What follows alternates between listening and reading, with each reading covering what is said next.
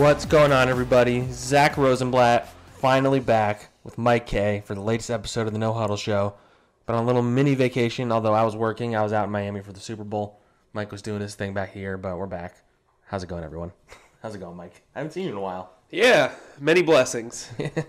you said finally back with Mike Kaye, and I was like, do we really feel that way? Finally back, period, Mike Kaye. Oh, there we go. That was good. That's a little bit better. Remember, we're supposed to hate each other on this podcast. Supposed to, yes. Yes, supposedly and supposed to. So, yeah, it's been a while. And you know what? Surprisingly, there's been nothing going on. I know. Really? There really hasn't been any, like, there's been...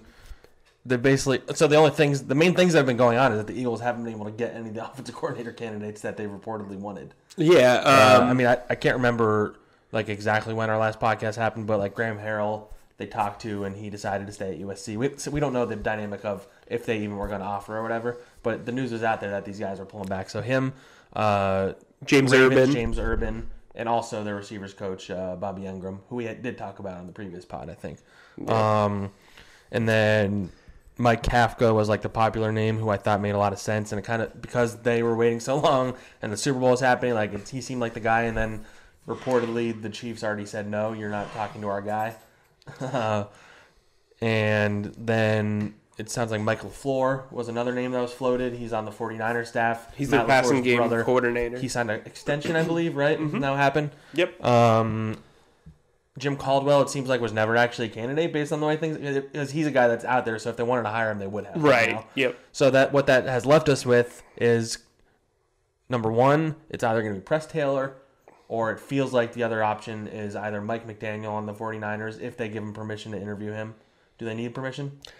So he's the run game coordinator. They don't have an offensive coordinator by title because LaFleur is the passing game coordinator. It's like those two are the offensive and then Shanahan calls the plays. So technically this would be a step up because he would be the sole offensive coordinator. If he wanted to come here anyway. Right. And when you hear run game coordinator, you're thinking, wait, but Jeff Stoutland and Deuce handle the run game coordinators. Well, it's funny you should question that.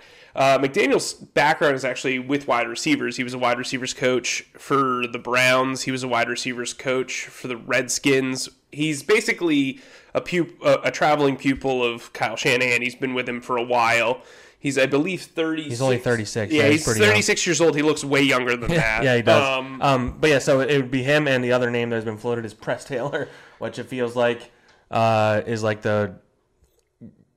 they're doing that because they can't get anyone else higher, and I think that would be very uninspiring. We can get into those two guys, but it's weird how it's taking this long. The idea that they're waiting for the Super Bowl, it seems like the most obvious reason why, and maybe the McDaniel or someone we're not thinking about, or maybe it's a college coach that he's trying to figure out his recruiting first, and then he's coming here. Like, those would be, I don't know who that would be, because clearly it's not Graham Harrell, but like, what do you make of how long they're taking? Do you think it's a Super Bowl thing? So initially, I thought it was really smart and responsible to take time, because part of the reason why they were in this mess in the first place is they promoted Mike Groh almost instantly to offensive coordinator the last time around.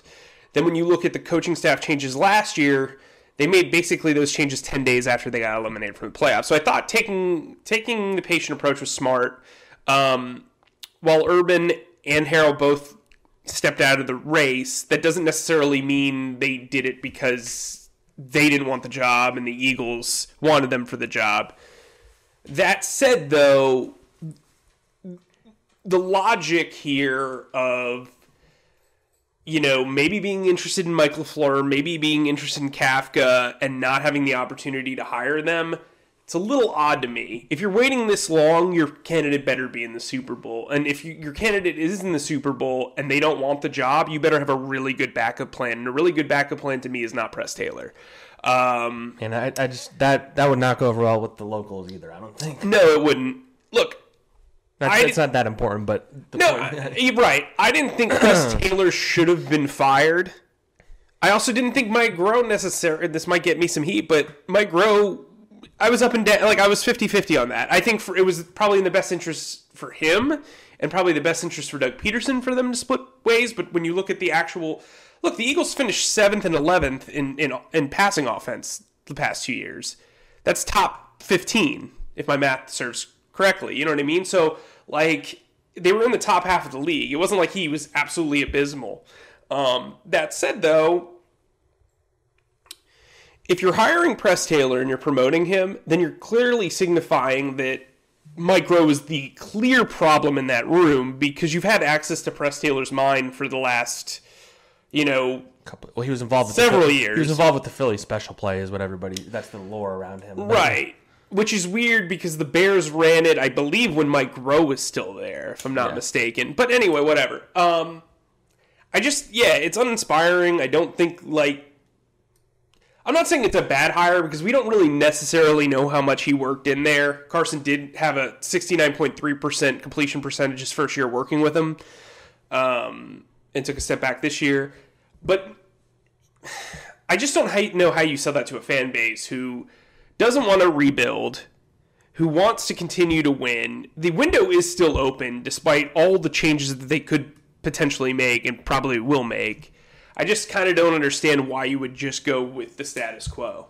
I should say another story that came in the stretch between our last podcast was that they had broached the idea to Josh McCown of being on the coaching staff, and it sounds like probably for offensive coordinator, which would have been a pretty bonkers leap from player to offensive coordinator. I've talked about how good of a coach I think McCown will be. It sounds like he's still thinking about playing, which is pretty wild considering that dude retired last year and tore his hamstring up and all that. But what I don't know. Maybe if they promote Press Taylor, the idea is they're bringing Josh McCown in as QB coach or something. That's the only scenario I could see that playing out where it's and even then I'm kind of like, then you're getting even less experience on the staff. Well, and to me, Josh McCown's essentially been a quarterback's coach for the last 3 years. The 2 years, he spent time with Sam Darnold. Yeah. The last 2 years. He spent the rookie season with Sam Darnold, and now he's here. And he was basically that this year. So is Press Taylor. Press Taylor's only been a quarterback's coach for 2 years. So to me, I'd actually almost rather have Josh McCown as an offensive coordinator at this point. He understands every aspect of the offense. Look, I don't know how you sell this one. And maybe it means that Carson Wentz is getting more power within the organization. Obviously, he and Press Taylor have a very good relationship. I just, think about the ramifications of this, okay? So not only are you going to need to hire a new quarterback's coach, but if you're Deuce Staley, and you've been passed over for this job twice by guys who have just as much experience and are on staff also, right? It's just to me, I don't know when are you going to grow? You know what I mean? And so I think you're creating some really big obstacles for yourself. Talent aside, right hire aside, it's very interesting. And so the other rumblings, and so I've heard similarly about the one job about Matt Burke seemingly going to defensive line coach. Mm-hmm. It sounds like that feels like just Jim Schwartz moving his friend up to a better position. He doesn't even have a background really in coaching defensive line besides being a coordinator. And the other one is Marquand Manuel. Is that how you say it? Manuel. Likely is going to be hired as the defense. They haven't announced anything. He's likely going to be hired as defensive backs coach. There hasn't been any noise about the receivers coach position. Well, I think that's going to probably depend. It's going to be tied to the offensive coordinator. But what do you make of Manuel and or Burke? So let's start with Manuel. So former defensive coordinator, has worked in a lot of cover 3 defenses. The Eagles like to run cover 3. They like to run cover 2. He's very familiar with it. He had an 8-year playing career, played at UF with Lito Shepherd, who I talked to last week about him. And Lito said that Marquand, even as a college player, was basically the most deliberately prepared player that he's ever been around. He is all about, the process and the results. And sounds like a really smart hire. Everybody knows I was pretty high on Dwayne Walker as a teacher.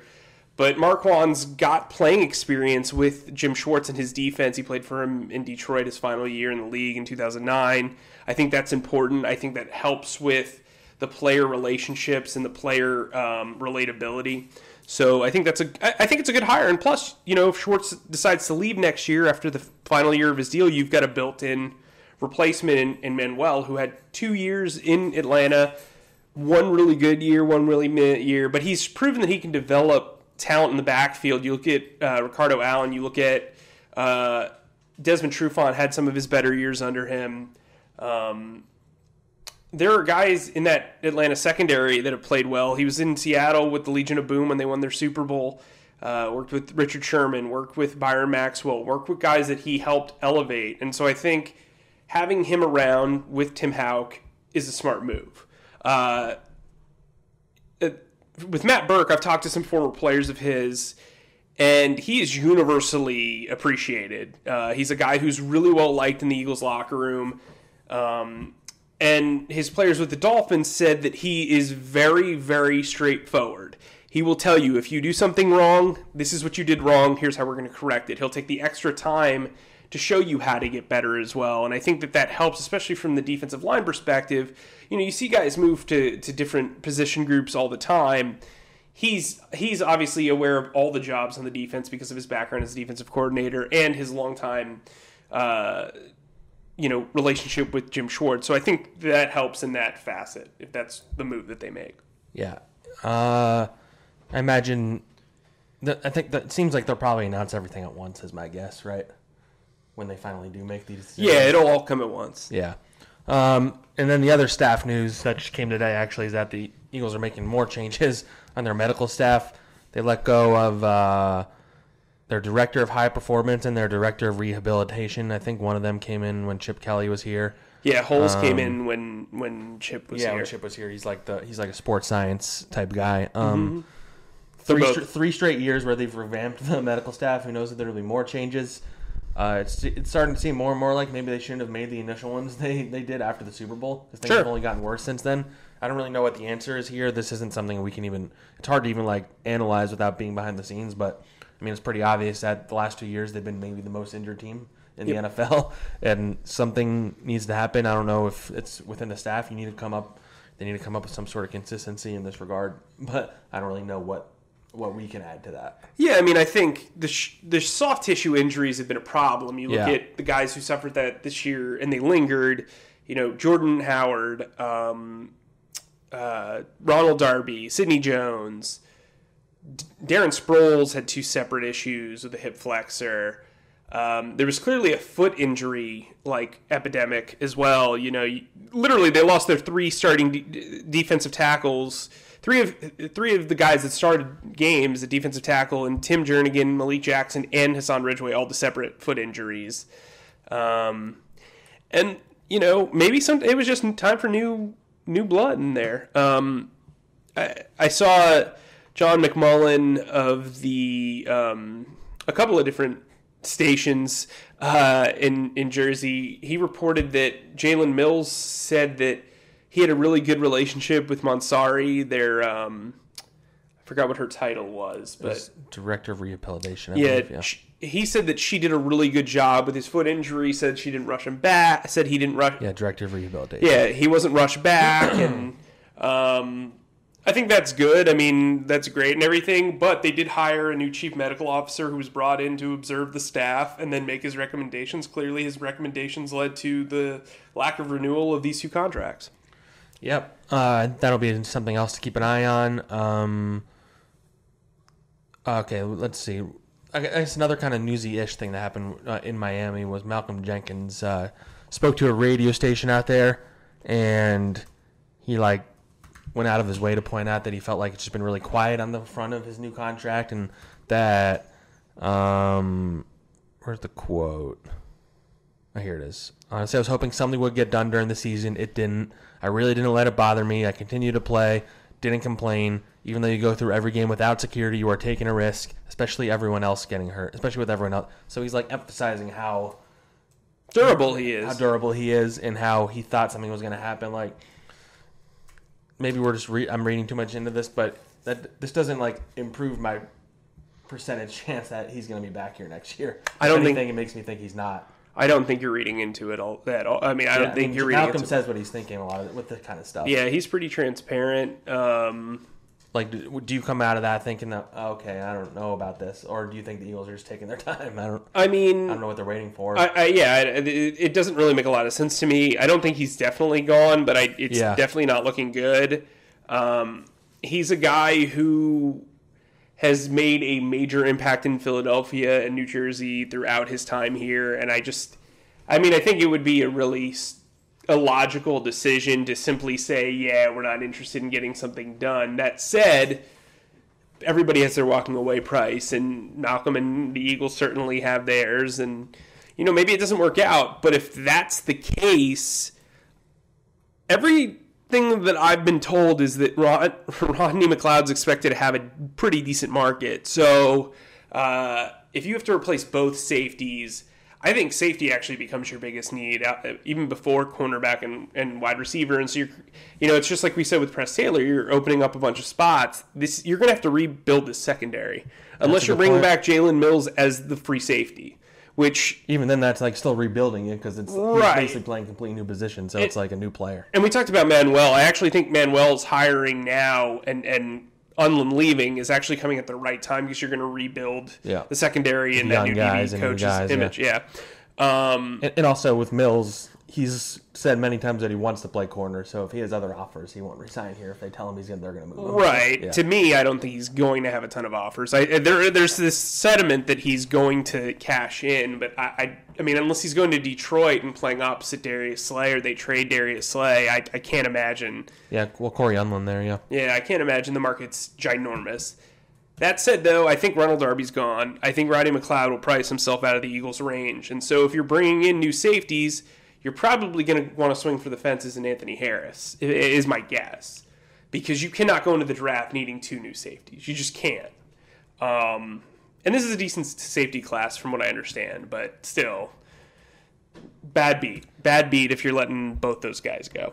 Yeah, I mean, speaking of that, so most of the mock drafts have either had the Eagles taking a receiver or corner, which isn't very surprising because it seems like this is a good draft for both of those positions, especially receiver. As we sit here, Combine is at the end of this month. Where do you think? What's the direction you think the Eagles take? Do you think they trade up? By the way, a lot of people have projected that. Yeah, I do think they'll be aggressive. If you look at what Howie Roseman's done in the past, is if he likes a guy in the first round, he's definitely going to go after him. They traded up for Fletcher Cox. They traded up for obviously Carson Wentz. They traded up for Andre Dillard. What helps them is the comp picks and the fact that the Jordan Howard situation played out the way it did, because now they're projected to have 2 fifth-round picks and then 2 fourth-round picks.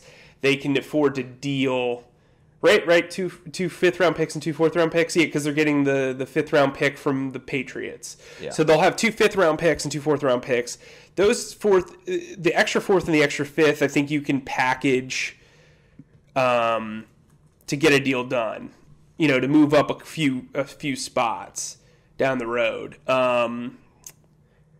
In the first round, you have to hit that first round pick, especially this year. Mm-hmm. There's going to be a situation, Dane Brugler, we were just talking off air about it from The Athletic, had them trading up to 18, trading the 21st overall pick, a 4th round, a 5th round pick to get to 18 to draft Brandon. Yeah, I don't know how to say his last name. Ayuk. Yeah. From ASU. I told you that just based on everything I've read, that seems like unnecessary, but maybe he's better liked among the NFL community than the draft community. And with that said, too, he had Ruggs, Lamb, and Judy off the board. So Ruggs would be the dream scenario. Right, which ESPN's Tom McShay just there's no way he's falling. Yeah, he's not falling. There's no way. Yeah. I mean, I shouldn't say no way because receivers don't generally get picked as high as they used to. And it's a deep class, so you can wait. Yeah. The problem is, and it's the same way with cornerback, the drop-off between the top 5 wide receivers and the top 3 cornerbacks is pretty lofty. You can still find starters elsewhere, but if you're looking for a day one contributor guy. Right, if you're looking at C.J. Anderson or Trevon Diggs, those are probably the second and third best corner in the draft. After that, there's a decent drop-off, it seems like, just based on what I've read and based on what I've heard. At wide receiver, once those top 3 guys go off the board, you're looking at T. Higgins, Brendan Ayuk, and Justin Jefferson probably. Or Laviska. I've watched 5 of the top 6 guys, Jalen Reagor, CeeDee Lamb, Brendan Ayuk, Jerry Jeudy, Henry Ruggs, and T. Higgins. All those guys can ball. Jalen Reagor is the guy who's building a lot of clout within Eagles Twitter. I like him. He reminds me of Santonio Holmes. I've seen him go to the Eagles in some mock drafts, but then again, like Ayuk, I see him in the second round as well. So it's going to be interesting to see how that plays out. If both safeties leave, I think they look at LSU safety Grant Delpit. I think that dude from Alabama that's supposed to be pretty good too. Yeah, Xavier McKinney. Yeah, he's a guy that I did a mock draft a couple of weeks ago. Had trades. I had them trading up to pick 31 to draft him. Like an additional first round. Right, yeah, because they're gonna have that fourth. If they stay put at 21, they can jump and use the fourth to kind of get up there. Or if they trade Malcolm. Right, yeah. I mean, there is that. I was actually going to bring that up. So he did an interview with Chris Long, and I don't know. He didn't say anything about being traded, but the whole time I was thinking, he's got 1 year left on his deal. If the team really wants him, yeah. I mean, he's a guy that, for especially like a young team that needs secondary help or something, like you can give him the contract and make him like the centerpiece of your secondary. I actually wonder if San Francisco would be a good spot for him, given the way their safeties played the other night. There would be interest, I think. I don't know since he only has the 1 year and they'd have to pay, they'll probably reduce. Yeah, you're trading. You're probably giving him a 4th round pick. Yeah, for it. But instead of cutting him, like the Eagles would take that. Right. I wonder how much money they save from that outlook. So, we've talked about all this. Another guy who is going to be looking for work elsewhere is Falcons former All-Pro Vic Beasley. The Falcons surprisingly came out and said, "Hey, we're not going to pursue." Have you ever seen that before? I haven't, and I talked to a couple of their people in their media department. It's pretty transparent and pretty progressive for an. I wonder if that was like for like an agent relationship or something. Like, so they talked to him like, "We'll just put it out there that we're not to help your negotiations elsewhere." I don't really know. I mean, I didn't really understand the strategy. They tried to explain it. I didn't really understand. But that actually ties in. Like, I was actually thinking about watching that Super Bowl, like the amount of like money and resources that both the Chiefs and the 49ers invested in pass rushers. Like, the Eagles' pass rush just is not good enough. So I'm wondering if maybe that's an underrated goal they have this offseason that we're not thinking about. This is a really good free agency class for pass rush. I don't know about the draft. Doesn't seem like there's very many edge rushers that are being projected high. I think there's like one that's like for sure like a first round pick. But so you have like guys like Jadeveon Clowney, Yannick Ngakoue, who I imagine will get franchise tagged. You would know better than that. Yeah. And there'll be other teams who would offer him more anyway. Yeah. There's Matthew Judon from the Ravens. Shaq Barrett will get franchise tagged. There was another one that's Marcus Golden from the Giants. Had 10 yeah, Judon and Golden aren't really great fits. Yeah, they're more 3-4. But like, I don't know. I just watched that thing. Like, the Eagles love drafting and getting pass rushers and defensive linemen whenever they can.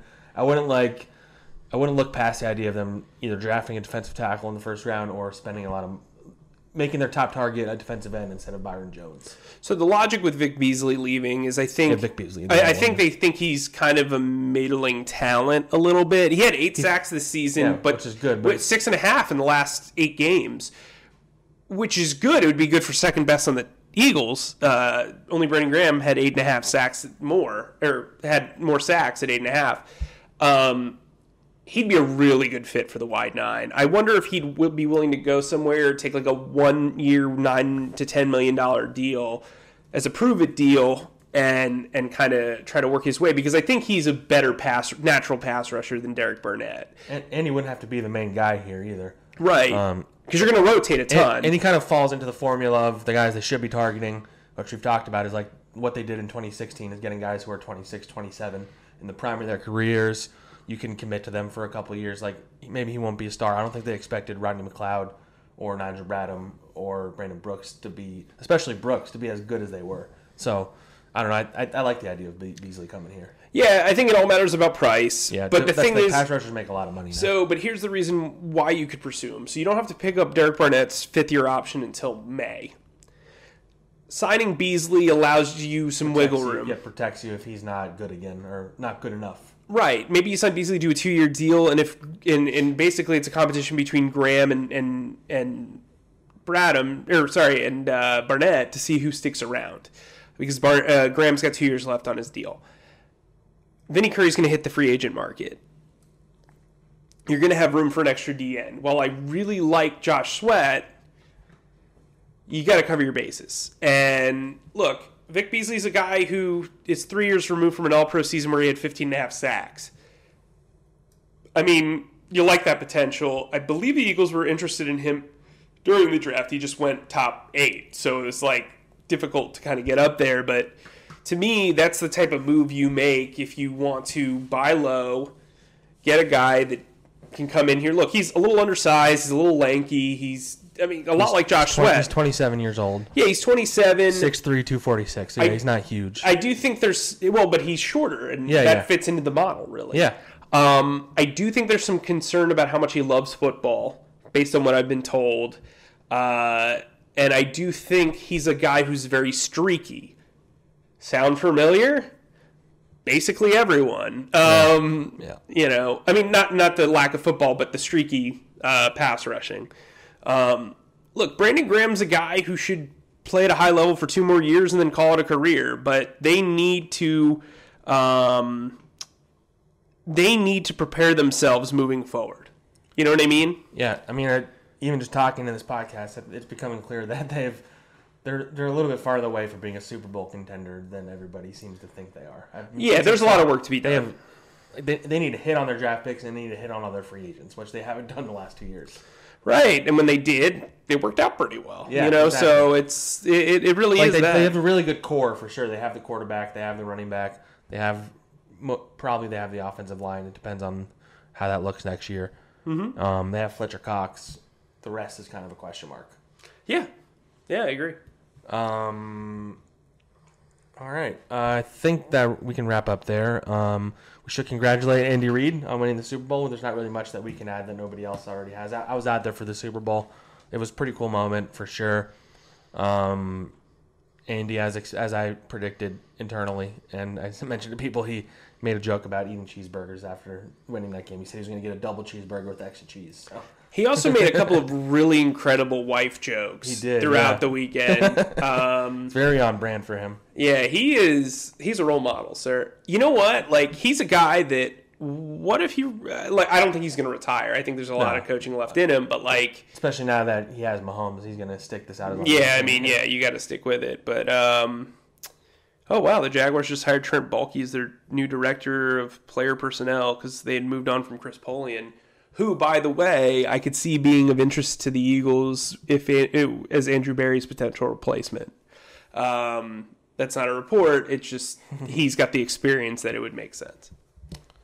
All right. We'll end on that note. Thanks, you guys, for listening.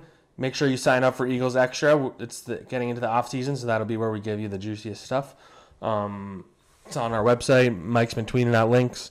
So check that out and leave us a comment and write us some reviews, and we'll start getting into that this offseason. We're going to be trying to do one a week if we can. If not, we're going to do as many as we can this offseason. It just depends on when we can link up. But we're looking. That was really convincing, Zack. We're going to be doing a lot. We're looking forward to it. This offseason should be an interesting one for the Eagles. Thanks for listening. Talk to you guys soon.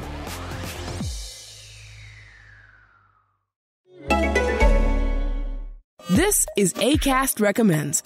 Every week we pick one of our favorite shows, and this is one we think you're going to love. Are you in middle school, high school, or college and have a dream to start a business, write a book, climb Mount Everest, or just figure out what it is you do like? I'm Danny Ruderman. As one of America's top youth success coaches, I have helped students discover their passions and become incredibly successful in music, technology, business, and the arts. On Extraordinary You, you'll hear inspiring stories and some serious sarcasm as I interview young people who have done amazing things to show you how to follow in their footsteps. Listen to Extraordinary You, that's the letter U, on Apple, Spotify, or wherever you listen to podcasts. Acast is home to the biggest podcasts from the U.S. and around the world. Subscribe to this show and hundreds more now via Acast or wherever you get your podcasts.